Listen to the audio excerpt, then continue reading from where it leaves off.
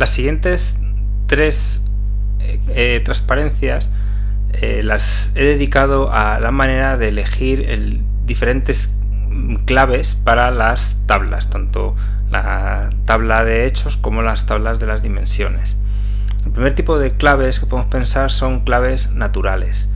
Se llaman claves naturales aquellos atributos que satisfacen los requisitos para ser clave y que además tienen una relación lógica o natural con el resto de atributos de la fila.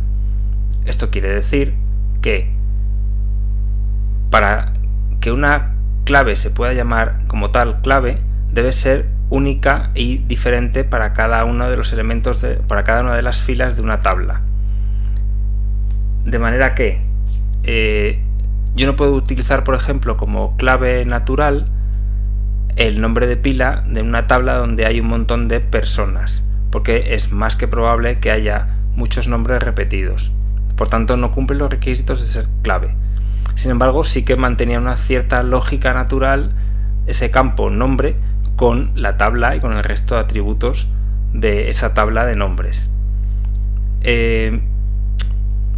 Una clave natural, por ejemplo, podría ser un DNI. Un DNI, en principio, es diferente para cada una de las personas, por ejemplo, en un país. Es un identificador para todos los nacionalizados en un país y es diferente para cada uno de ellos. Y existe una relación lógica entre el identificador que te da el Estado y la persona que lleva ese identificador desde que se lo conceden hasta el final.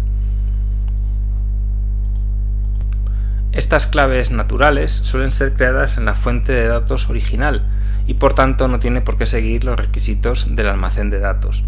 Si lo pensáis, si recordáis el principio de este tema, decíamos que un almacén de datos se compone de datos intrínsecos a la organización y datos externos. Bueno, pues como estoy diciendo aquí, en este punto, pueden crearse en la fuente de datos original y esa fuente de datos original puede ser externa, por tanto no tiene por qué seguir ningún requisito que nosotros hayamos impuesto previamente. Lo bueno de las claves naturales es que eliminan la necesidad de tener otra clave primaria artificial que sea menos significativa, sobre todo porque no tiene esa relación lógica con el resto de atributos de la tabla. Lo malo es que puede ocurrir que la clave natural cambie dentro de un tiempo, lo cual implicaría una actualización hacia atrás. Por ejemplo, usar como clave natural el nombre y apellidos puede parecer una buena idea, pero en muchos países la mujer cambia los apellidos al casarse y toma el apellido del marido.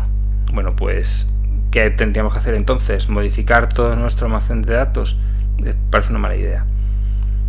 Y, como he dicho al principio de esta transparencia, hay que asegurar la singularidad. Ese es el requisito esencial de cualquier clave. No puede haber dos claves iguales. Por ejemplo, nombre y apellidos no es suficiente en muchos casos. Desde luego el nombre no lo es, y también podéis pensar en apellidos muy comunes y nombres muy comunes que probablemente se dan en muchas ocasiones.